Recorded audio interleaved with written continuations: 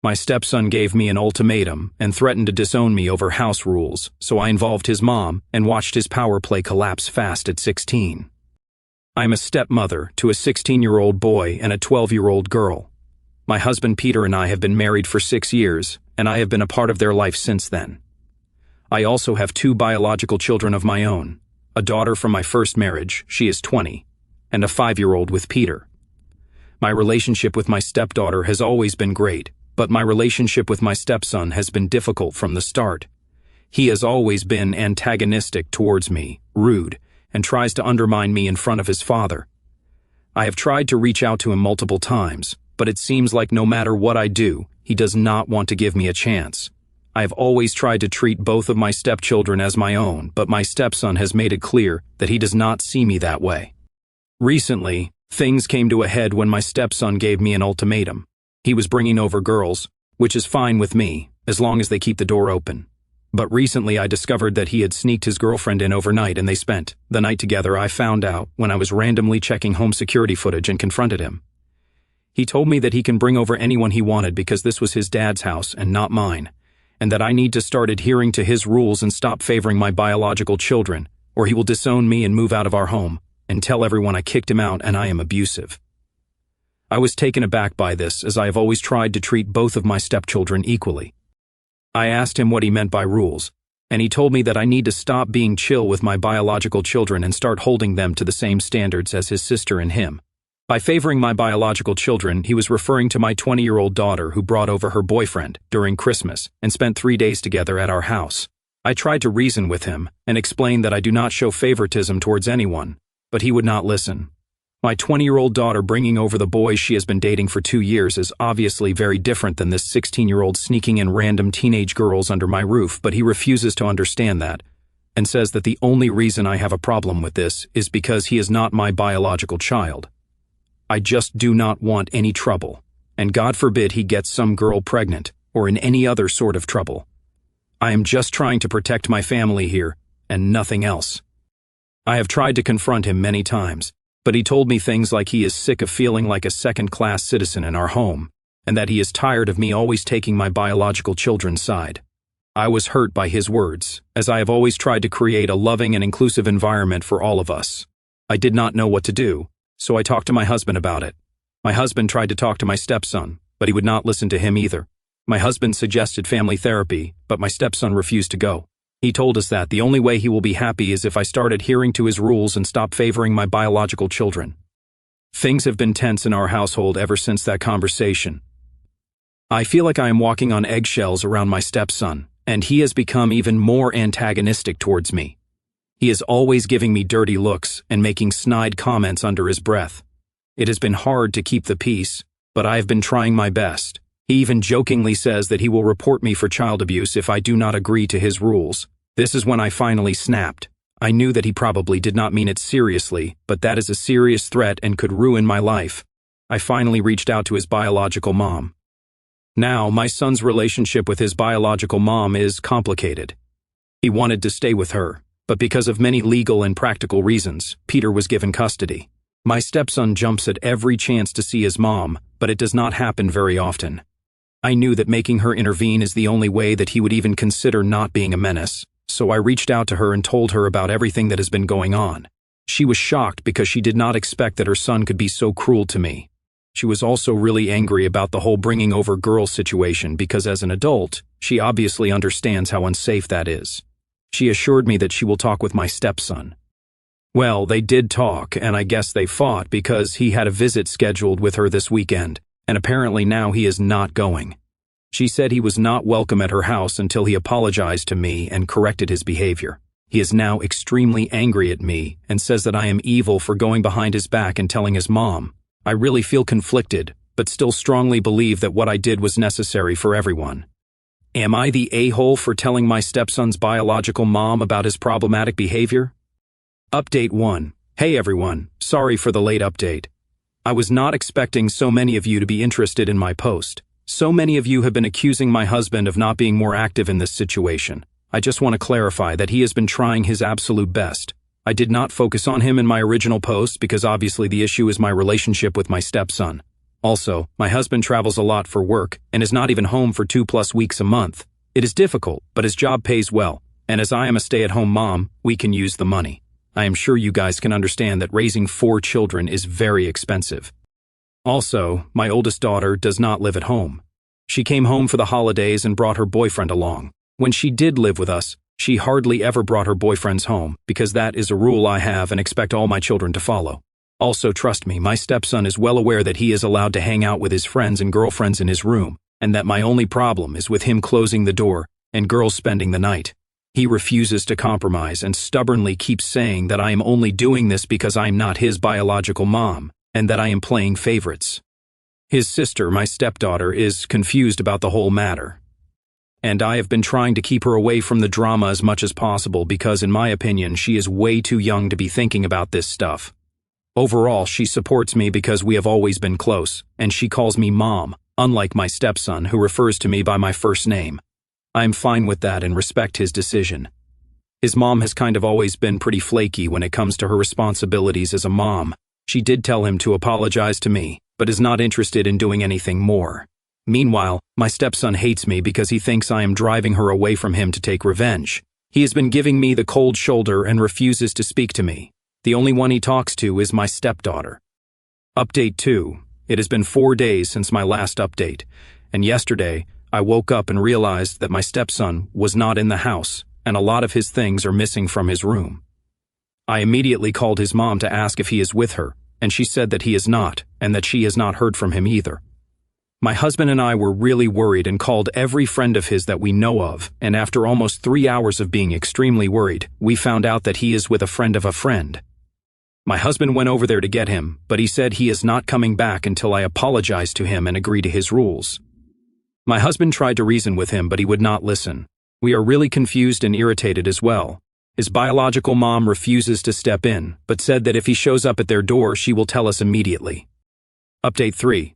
My stepson is still living with his friends, and refuses to move back in with either of us or his biological mom.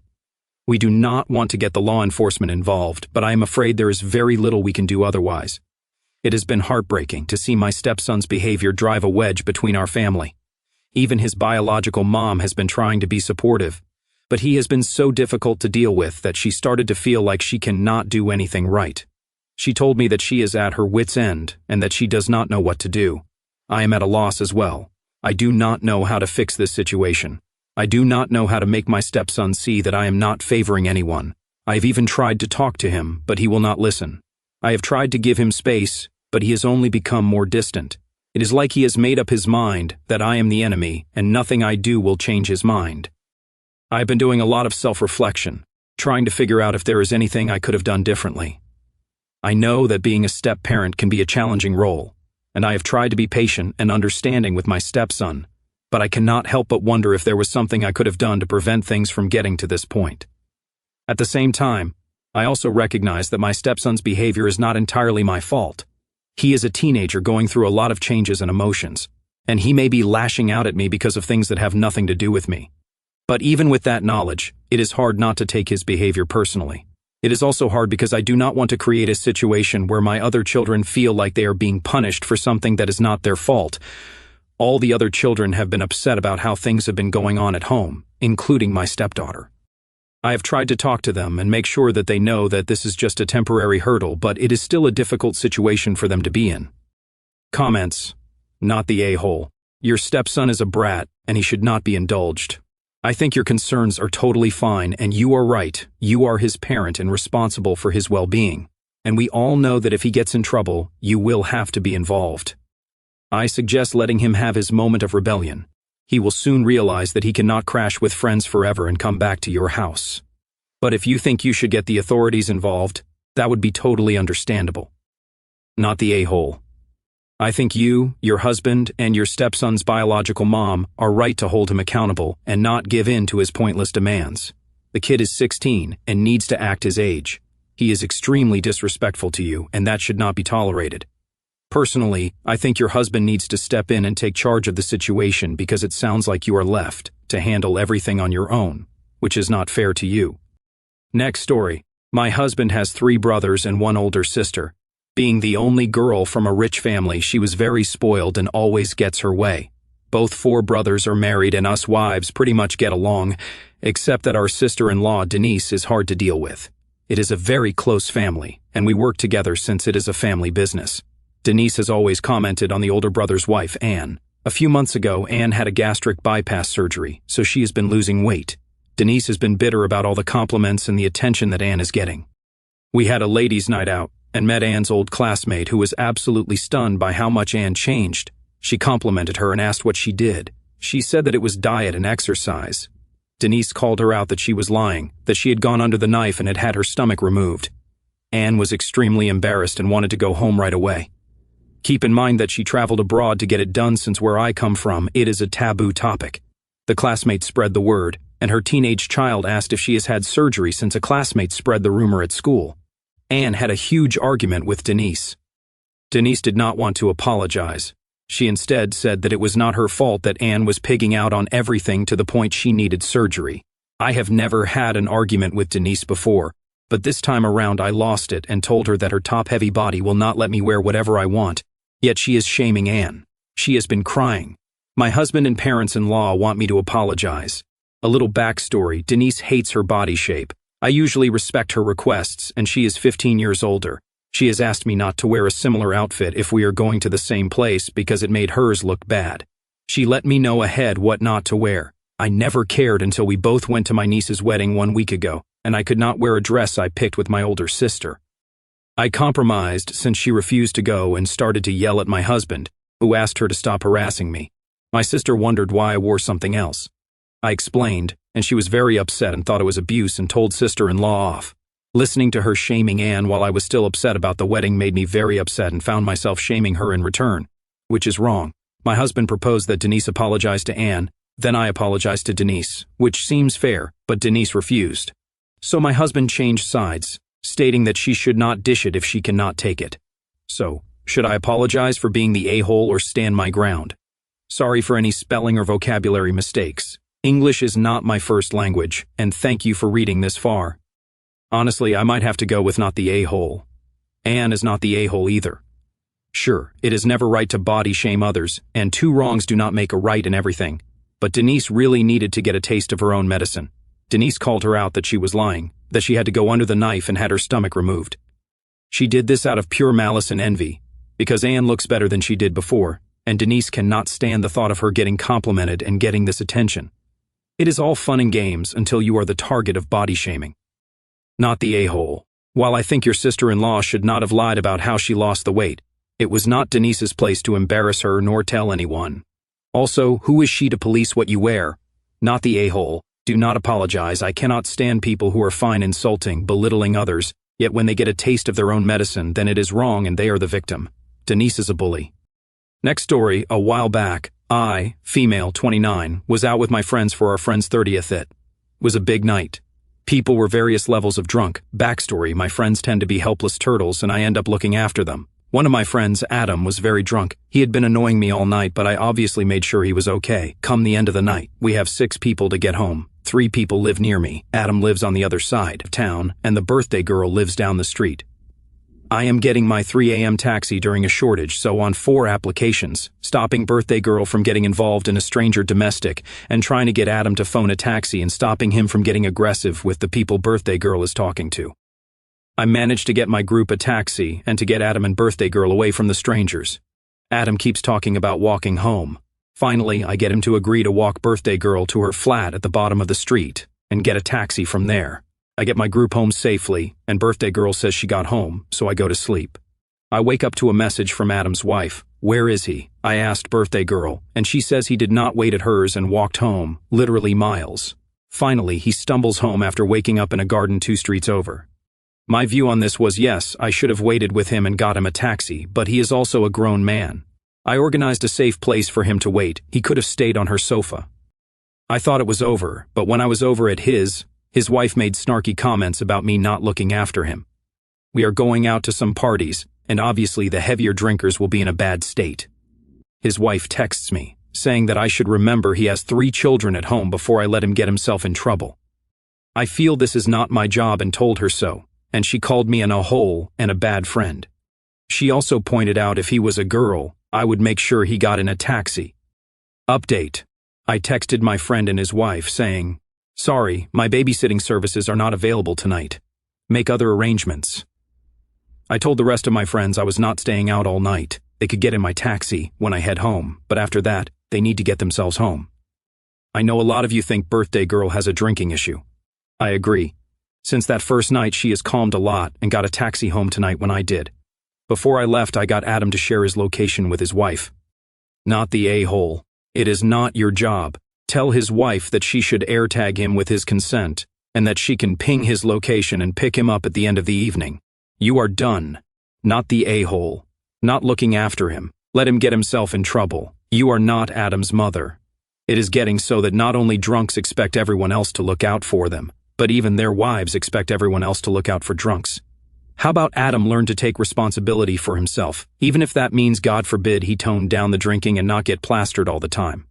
If Adam was walking home and falling asleep in a neighbor's garden, this is a serious problem. He could have been arrested for trespassing.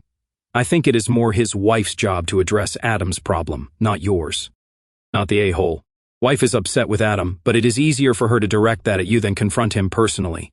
If I always became the help person at the end of the night because my adult friends became helpless turtles around alcohol, I would tell them all I needed a break from the assumed responsibility and start leaving such events before the end.